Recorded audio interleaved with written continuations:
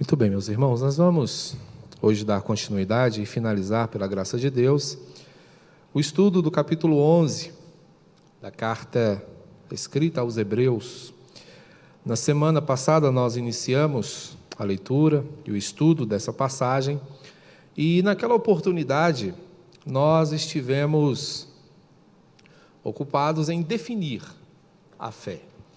E percebemos naquela oportunidade que a fé é fundamental para aquele que deseja uma vida pautada em agradar, em glorificar o nome do Senhor. É impossível que nós desenvolvamos uma relação perfeita com o Senhor sem que haja fé. É preciso que nós entendamos perfeitamente a sua vontade e reconheçamos os seus feitos ao longo, de toda a existência humana. O Senhor, ele é decisivo na vida do seu povo, sempre foi, e por meio da fé é que o povo reconhece a grandeza do amor do Senhor sobre a sua vida. Sendo assim, é importantíssimo que nós entendamos o que significa ter fé. Eu queria chamar a sua atenção para os versículos 39 e 40 do capítulo 11 de Hebreus. Nós vamos caminhar, pelo texto. Sendo assim, nós não precisaremos fazer toda a leitura corrida.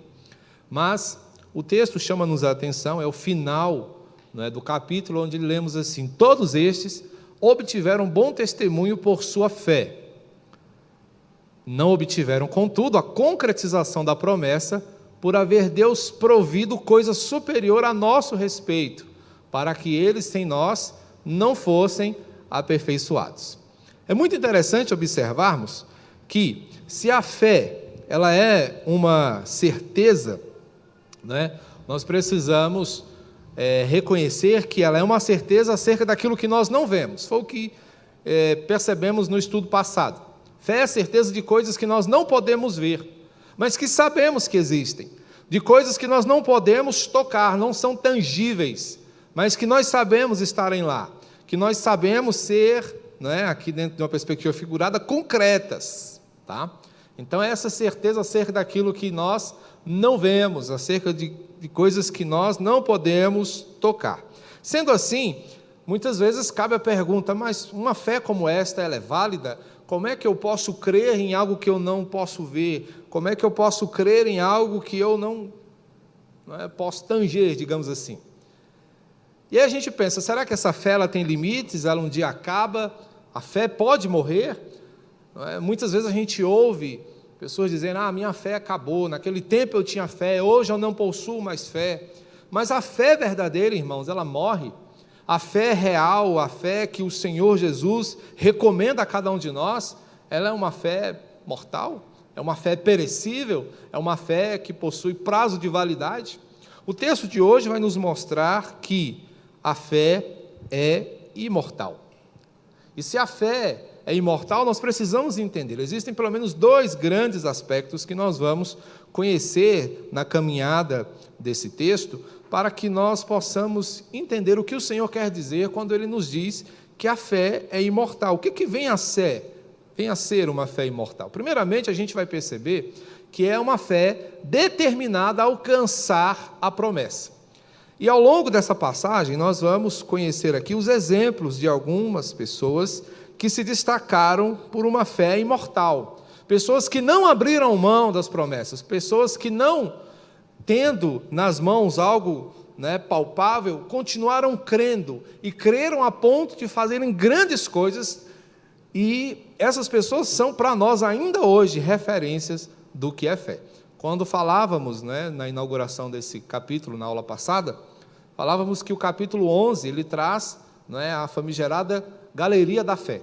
E nesta galeria estão homens e mulheres que fizeram diferença pelo seu relacionamento íntimo e profundo com o Senhor.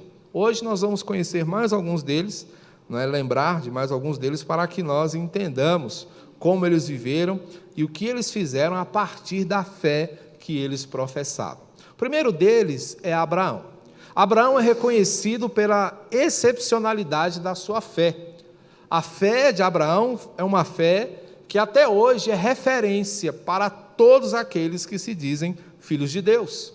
A fé de Abraão é a fé que marca a nossa história, porque é uma fé excepcional. Olha só o texto aqui no versículos 17, 18 e 19. Pela fé, Abraão, quando posto à prova, ofereceu Isaque. Estava mesmo para sacrificar o seu unigênito, aquele que acolheu alegremente as promessas, a quem se tinha dito: em Isaque será chamada tua descendência, porque considerou que Deus era poderoso para ressuscitá-lo dentre os mortos, de onde também figuradamente o recobrou. Não é? Vimos na aula passada que Abraão teve filho já muito idoso, sua esposa muito idosa, sua esposa já muito depois da menopausa teve um filho que fora prometido a eles por meio, não é, da palavra do Senhor, na qual eles acreditaram, na qual eles se estribaram e viveram. E esse menino nasce, de repente o Senhor chega e diz: agora faz o seguinte, pega teu menino, não é, e sacrifica para mim. E o Senhor fez esse pedido a Abraão e ficou calado. E Abraão ficou pensando: bom, mas espera aí, a minha descendência será grande por meio desse menino, eu só tenho ele. Como é que vai ser isso? Sabe o que foi que Abraão fez? Abraão disse: não, se Deus está pedindo é porque ele tem condições de ressuscitar esse menino. Aqui está a excepcionalidade da fé de Abraão, porque Abraão creu em uma coisa inédita. Ainda não se falava em ressurreição, ainda não se tinha notícias de ressurreição. E Abraão creu que o Senhor seria capaz de fazê-lo. Isso mostra quão crente Abraão era. Ele não duvidou. Ele creu não só no impossível, mas ele creu também naquilo que era inédito, naquilo que ninguém havia visto falar, aquilo que ninguém tinha ideia do que seria. Era muito comum as pessoas nascerem, crescerem e morrerem. Por mais que naqueles dias as pessoas vivessem muito, mas um dia elas morreriam. Mas Abraão foi além e falou: não, Deus pode ressuscitar. Então não tem problema, eu vou lá, né, sacrifico o menino, mas Deus vai fazer ele voltar, porque Deus disse que através dele a minha descendência seria numerosa. Então, se Deus falou, continua valendo. Se Deus falou, é verdade. E aqui está a excepcionalidade da fé de Abraão. Porque a fé imortal, irmãos, ela se ampara na inequívoca palavra de Deus. O que Abraão tinha para ter essa certeza era a palavra do Senhor. Era o que Deus havia dito para ele, era o que Deus havia afirmado, e nisso Abraão descansava inequivocamente. Não restava nenhuma dúvida, não restava nenhuma barreira no seu coração para reconhecer a fidelidade do Senhor. Então essa fé excepcional, ela é determinada a alcançar a promessa. Abraão cria na promessa e descansava nela, não é? Mas essa fé determinada, ela também é uma fé visionária, é uma fé que enxerga mais longe. Aqui nós temos o exemplo de Jacó, o filho de Isaque, e diz: igualmente Isaque abençoou Jacó e a Esaú acerca das coisas que ainda estavam para vir. Aqui já é aquele menino que quase foi sacrificado, não é? Que foi pedido ao Senhor em fidelidade a Abraão, fazendo aqui algo no futuro, um futuro no qual ele não estaria. É interessante uma história de alguém que estava plantando uma árvore frutífera, uma árvore que levaria muitos anos para dar o seu fruto, e era um senhor já de idade plantando aquela árvore. E chegou um rapazinho, falou assim: o que o senhor está fazendo? Eu estou plantando uma árvore, ela vai dar muitos frutos. E aí o rapazinho brincou: o senhor não espera comer dessa árvore, né? Que sentido faz o senhor plantar? Ele disse: ninguém comeria esse tipo de fruta se todos pensassem como você. A fé é como plantar, porque quando você planta para o futuro, você planta para gerações que virão depois de você. A fé que Isaque desenvolveu foi uma fé visionária, foi uma fé que viu a bênção do Senhor ser derramada lá no futuro que estava para vir sobre os seus filhos. Olha só o verso 20, que o texto nos diz: coisa bendita e maravilhosa. Pela fé, igualmente, Isaac abençoou a Jacó e Esaú acerca das coisas que ainda estavam para vir. A fé, ela nos permite enxergar longe. Sem fé, meus irmãos, nós temos apenas uma visão de bico de sapato. Eu gosto dessa expressão, porque quando nós não temos fé, a primeira coisa que nós fazemos é baixar a cabeça. Alguém que não tem fé anda cabisbaixo, e quando você anda cabisbaixo, você só consegue ver a ponta do seu pé. Esse é todo o campo de visão que você tem.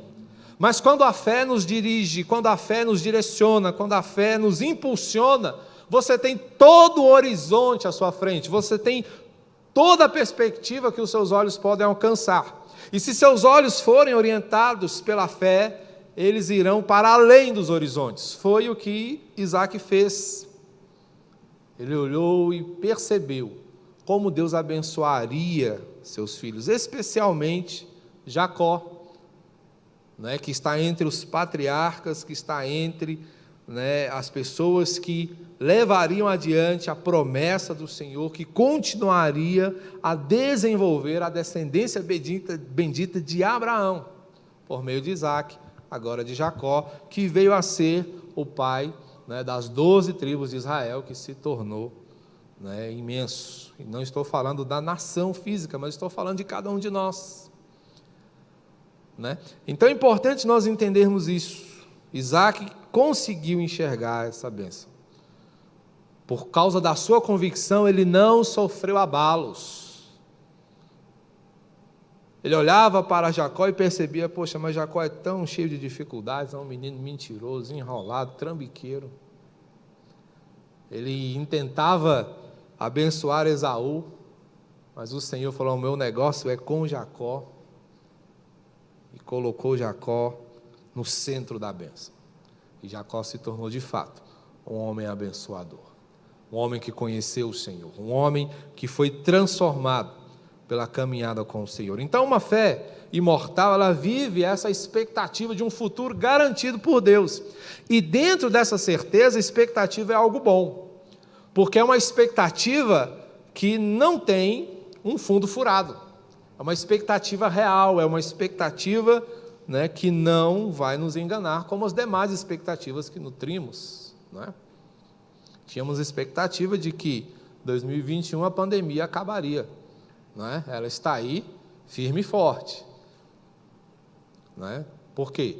Nossa expectativa estava baseada em muitas coisas. Na ciência, na vacina, na imunidade de rebanho, coisas que não se concretizaram. Expectativas furadas.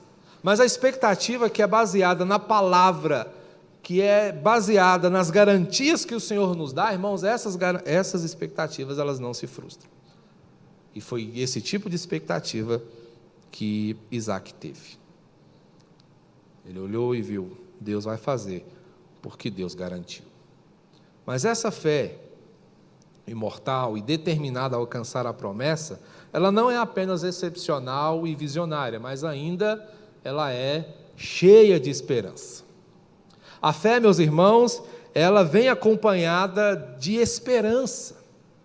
É uma fé que descansa no Senhor. Olha só que interessante. O texto vai nos dizer, lá no verso 21, algo maravilhoso. Está aí para vocês lerem. Pela fé, Jacó, quando estava para morrer, abençoou cada um dos filhos de José, e apoiado sobre a extremidade do seu bordão, adorou. Esse texto, ele é maior, mas a gente pode entender aqui algo muito gracioso que acontece na vida de Jacó. E a gente vai perceber como seus filhos fizeram a diferença enquanto existiram. Temos aqui, por exemplo, José, um deles, que foi um homem extremamente usado por Deus, um homem que foi um instrumento do Senhor para manter a posteridade de seu pai. Um menino que tinha tudo para se perder no caminho, o ódio dos irmãos, os perigos que passou, vendido como escravo, não é? Depois chegou no Egito, cresceu por lá, mas depois as coisas se tornaram difíceis, fora preso, passou um tempo preso, mas quando o Senhor tem algo para alguém que ele ama, ele o exalta, e exalta José a ponto de ele se tornar o governador, que depois seria o chefe de uma nação que sustentaria o povo da promessa. Olha só que interessante, a bênção de Jacó carregada de esperança, quando ele olha para a sua posteridade, quando ele olha, não é, para a sua descendência e reconhece que o Senhor era quem abençoaria o seu futuro. Então olha que interessante, aonde a fé pode nos levar, o que a fé pode fazer em cada um de nós. Olhar para o futuro, não é? Em termos visionários, em termos de esperança, para que reconheçamos que quem nos sustenta, que quem nos agracia dia após dia é o Senhor. Então, uma fé pautada na esperança, ela tem a certeza de que na dependência do Senhor nós chegamos cada vez mais longe. Na dependência do Senhor, até mesmo aquilo que aparentemente se mostra mal, é convertido em bem. Porque o Senhor, ele tem o controle irrestrito da história. O Senhor tem o mais absoluto controle de todas as coisas. E uma fé imortal, ela reconhece isso. Essa era a fé que estava no coração desses heróis da fé. Eles são reconhecidos como heróis da fé, não é porque eles fizeram grande a sua fé, mas porque a fé que eles tinham os fizeram grandes. É diferente. É o tipo de fé que faz com que a pessoa se destaque. Fé que ainda está disponível para mim e para você. Fé que eu e você podemos ter, basta que nós olhemos para o que o Senhor nos diz como sendo verdade. E é verdade. É olhar para o que o Senhor nos diz e não duvidar. É o que Tiago vai dizer. Fé que não duvida, porque a fé que duvida é uma fé que não serve para nada. Então é importante que nós nos lembremos de tudo isso, porque a fé enche o nosso coração de esperança.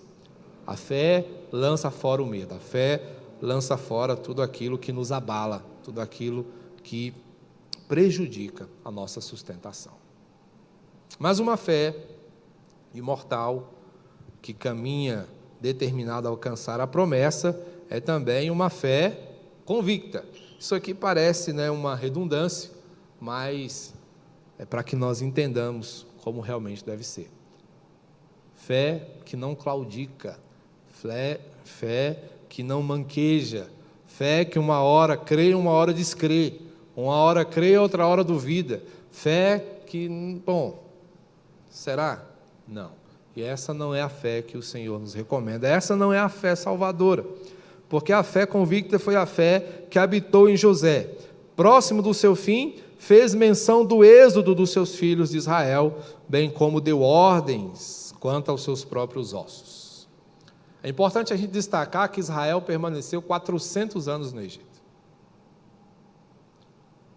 Israel tinha acabado de chegar lá, né? Porque quando José levou a sua família, ele estava ali há alguns anos, levou a sua família para perto de si, né? E o povo foi crescendo por ali, se estabeleceu. Tempos depois, o povo está lá, grande e numeroso, mas opresso pelo Egito, pelos líderes que surgiram, que não conheciam José, que não sabiam quem era, a sua história havia se perdido no coração dos egípcios, mas estavam ali, 400 anos depois. E olha só a convicção de José: nós voltaremos para a nossa casa. E quando nós voltarmos, vocês façam um favor, peguem os meus ossos, desenterrem e levem, porque eu quero ser sepultado na minha terra. Olha que maravilha! A fé que José tinha é uma fé de plena convicção nas promessas que o Senhor derramaria sobre o seu povo, promessas de liberdade, promessas de restauração, Promessas que o Senhor já havia feito muito antes do próprio José existir. Porque quando o povo de Deus, ele é orientado, quando Abraão sai da sua terra, o Senhor, vou dar uma terra para você. Ele volta, ele vai para o Egito depois por causa da fome, né, por causa da crise, mas o Senhor diz, a terra de vocês continua lá. A terra de vocês continua sendo de vocês. E o Senhor então liberta o povo. José, por meio da sua fé, teve a convicção de que o Senhor faria isso. E já estabeleceu orientações para o que deveria ser feito com os seus restos mortais. Quando você tem convicção, você faz assim. Você trabalha pelo acontecimento daquilo que você espera. Você coopera. Isso é maravilhoso. Se você quer fazer um trabalho e espera que muitas pessoas vão, prepare o ambiente para muitas pessoas. Se você quer que muitas igrejas se convertam, prepare uma igreja para receber muita gente, prepare gente para receber essas pessoas. Mas se a gente ficar, não, acho que não vai vir ninguém, vou fazer pouca comida, de repente chega uma família, eu vim te visitar de surpresa. Aí você fica com aquela cara de, puxa vida, eu só fiz um lanchinho para mim. José não pensou assim. Ele olhou e disse, nós vamos voltar para a nossa casa. Eu não quero ficar aqui, vocês façam um favor, me levem junto. Porque a fé imortal é uma fé que avança sem hesitar para um futuro glorioso. É uma fé, como eu disse, que não claudica, que não manqueja, que não fica pelo meio do caminho, mas ela olha e vê o que vai acontecer de forma firme, não é? Mas essa fé determinada a alcançar a promessa é também uma fé dependente. É uma fé que nos orienta a confiar no Senhor. Olha, aqui nós temos agora a história de Moisés. Como é que Moisés viveu? Moisés fora criado pela família real. Um homem que tinha tudo para se acostumar com o conforto. Mas o Senhor tinha algo no seu coração. E quando ele percebeu que tudo aquilo era inferior ao que Deus tinha para o seu povo, ele disse, eu não quero. Não vou ficar aqui, não vou me vender, não vou me deixar comprar, por causa das iguarias, por causa da boa vida, por causa do conforto. E o texto vai dizer para nós algo interessante. Ele abandonou o Egito, não ficando amedrontado com a cólera do rei. Antes permaneceu firme, como quem vê aquele que é invisível. Isso aqui é muito forte, gente. Porque o que Moisés vê é a figura do Salvador. Moisés, ele tem plena certeza de que a salvação do seu povo estava atrelada a uma pessoa, o Filho de Deus. Ele mesmo foi um tipo de Cristo, foi um libertador, foi alguém utilizado por Deus para tirar o povo de uma vida escrava. E Deus o abençoou, Deus o usou profundamente.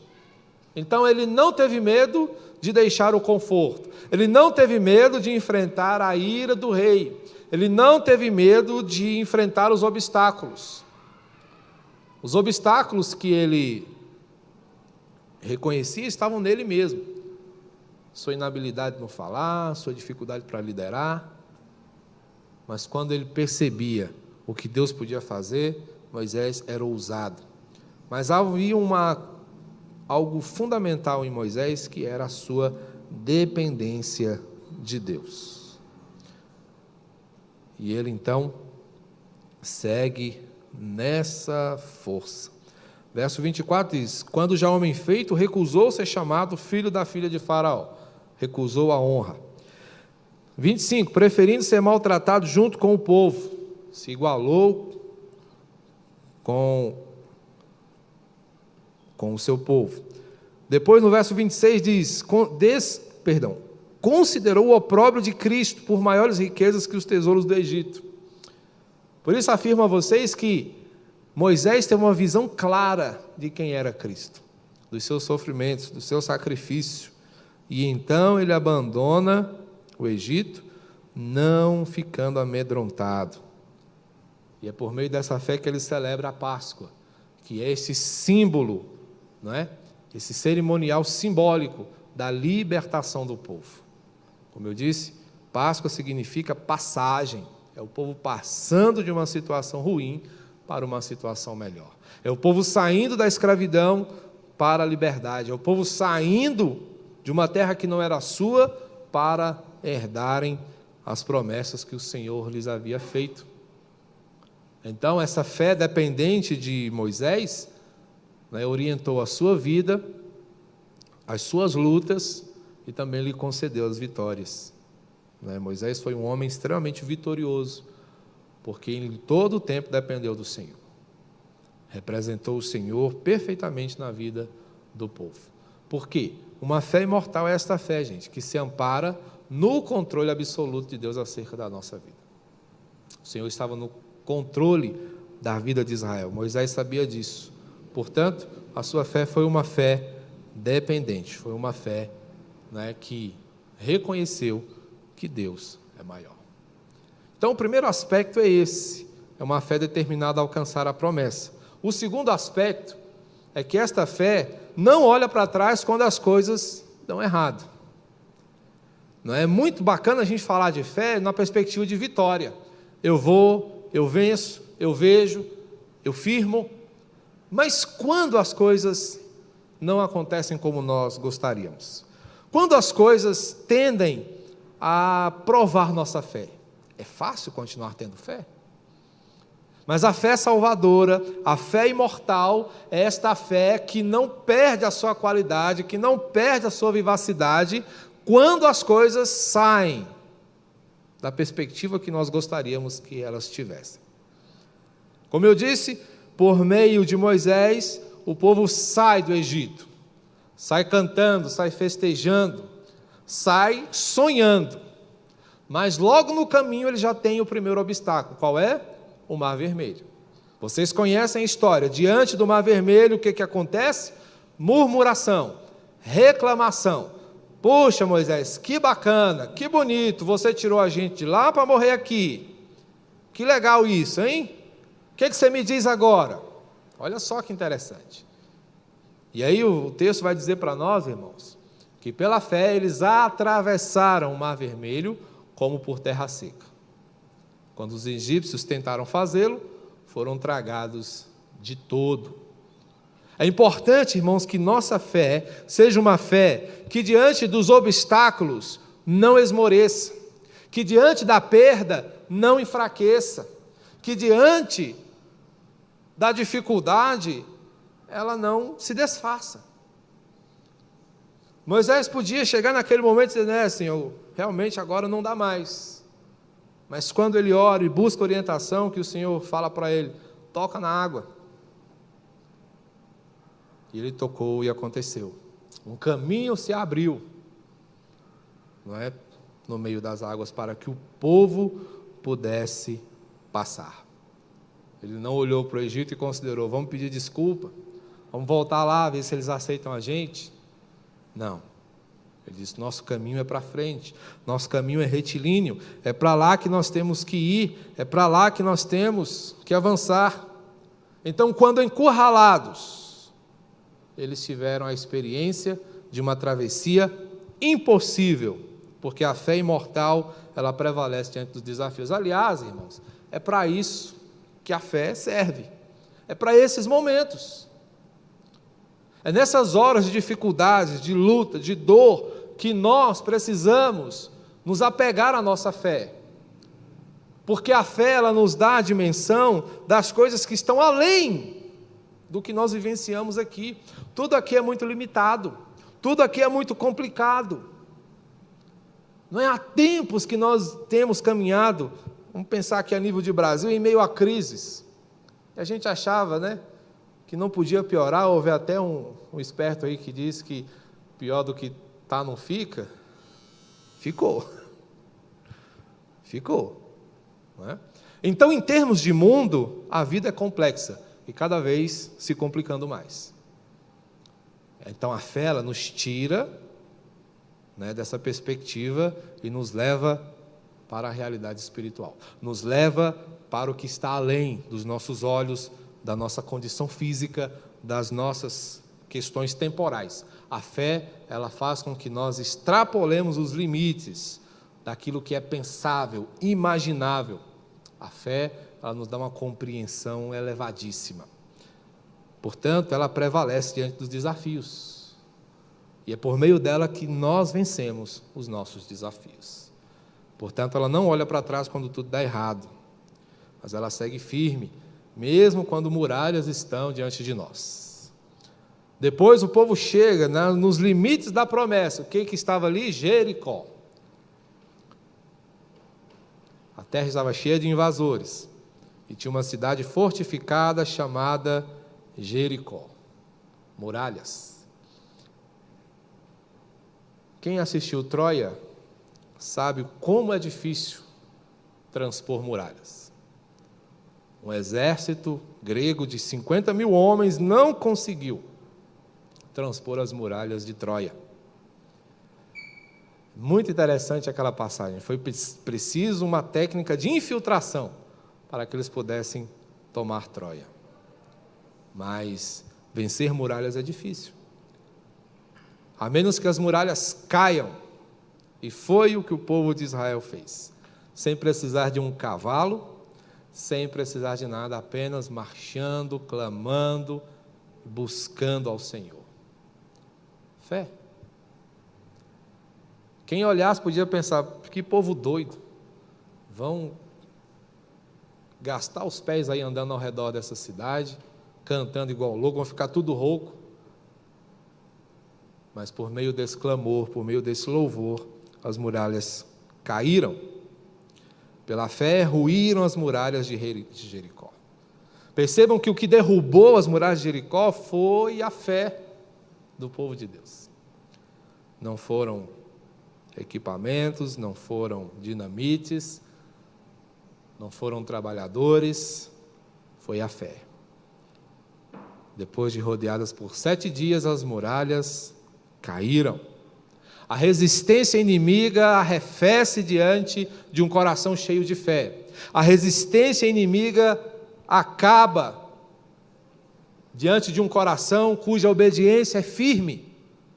Um coração que não tem medo, que não tem reservas em obedecer ao Senhor, é um coração que nada pode deter. É um coração que ninguém segura.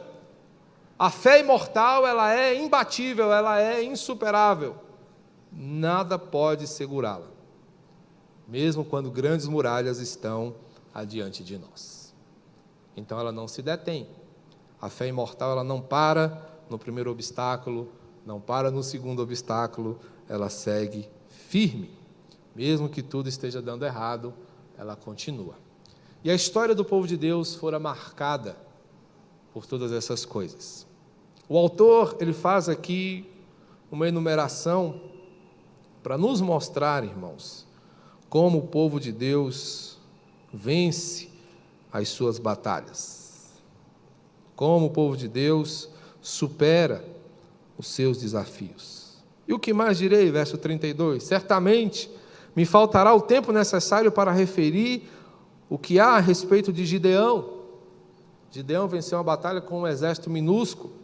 De Baraque, de Sansão, Jefité, Davi, Samuel, dos profetas, os quais, por meio da fé, subjugaram reinos, praticaram a justiça, obtiveram promessas, fecharam a boca de leões, extinguiram a violência do fogo, escaparam do fio da espada, da fraqueza tiraram força e fizeram-se poderosos em guerra e puseram em fuga exércitos de estrangeiros.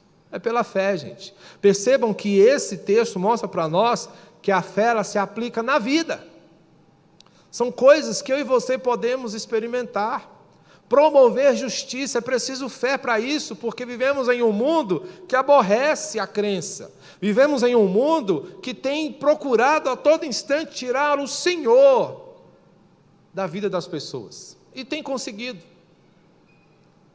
E nós que temos fé, o que temos feito a respeito disso? E nós que somos da fé, o que nós temos feito em relação a isso? Portanto, a fé, ela nos capacita a andarmos cheios de coragem. A fé, ela nos capacita a sermos valorosos em nossas guerras, em nossas batalhas, porque estamos, irmãos, sim, envolvidos em uma luta. Estamos lutando contra tudo aquilo que aborrece o Senhor. E para tanto se requer de nós fidelidade. E fidelidade é a qualidade daquele que possui fé. O termo fidelidade, ele é oriundo, né? Ele é derivado de fé. Então, um coração fiel, uma alma fiel, uma disposição fiel, ela é pautada em grande fé, que faz com que sejamos perseverantes. Ainda que se diga não, ainda que se faça tudo para que não aconteça, seguiremos firmes, se tivermos uma fé imortal, porque esta fé ela não se desespera quando as coisas se tornam complicadas, e elas se tornam. A fé imortal, ela não abre mão da esperança, ela não abre mão da certeza, ela não abre mão da convicção, ela não abre mão do Senhor, porque é uma fé autêntica. Todos estes obtiveram bom testemunho, e por sua fé não obtiveram, contudo, a concretização das promessas. Foram pessoas que acreditaram e que não viram as coisas nas quais acreditaram. Tudo isso, irmãos, porque era preciso que eu e você conhecêssemos essas coisas também. O Senhor não tem privilégio só para o povo do Antigo Testamento, nem só para o povo do Novo Testamento. Eles foram crentes, nós somos testemunhas. Eles caminharam vislumbrando o que viria. Nós caminhamos olhando para o que já veio. Para que juntos, irmãos, sejamos todos herdeiros da mesma promessa. Portanto, eles não receberam porque faltava eu e você, porque faltava que nós conhecêssemos, porque o Senhor quer galardoar o seu povo de uma vez por todas. Portanto, o que se requer de nós, irmãos, é que vivamos com fé vívida, fé imortal, fé que ampare a nossa história, fé que sustente a nossa esperança, fé que oriente os nossos passos e as nossas decisões. Que Deus muito abençoe a sua vida e que você seja reconhecido como uma pessoa cheia de fé, uma pessoa marcante, uma pessoa que, embora termine a sua história nesse mundo, deixe um legado marcado pela fé que você tem. Amém? Que Deus nos abençoe e que sejamos, de fato, uma igreja cheia de fé. Vamos orar? Deus bendito e santo, Pai, nós te louvamos, agradecidos pelo teu amor, pela tua bondade, pela tua misericórdia. Obrigado, ó Deus, por fazer-nos lembrados de tudo que o Senhor tem feito às nossas vidas. Como é gracioso, meu Deus, reconhecer que o Senhor tem cuidado de nós. Ensina-nos a cada dia a buscarmos uma fé vibrante, uma fé transformadora, uma fé que cause impacto na vida das pessoas e também na nossa. Ó Deus, que honremos o Senhor por meio de uma fé vívida e eficaz. E é no nome de Jesus que te suplicamos esta bênção. Amém. Vamos receber a bênção, irmãos? Que a graça de nosso Senhor e Salvador Jesus Cristo, o amor de Deus, o nosso Pai, e o consolo orientador, transformador do Espírito Santo, seja sobre a vida do povo do Senhor, estimulando a sua fé e levando-a a realizar grandes coisas, por meio de um coração que crê, de um coração que depende, que caminha inequivocamente, pautado em tuas promessas. Amém.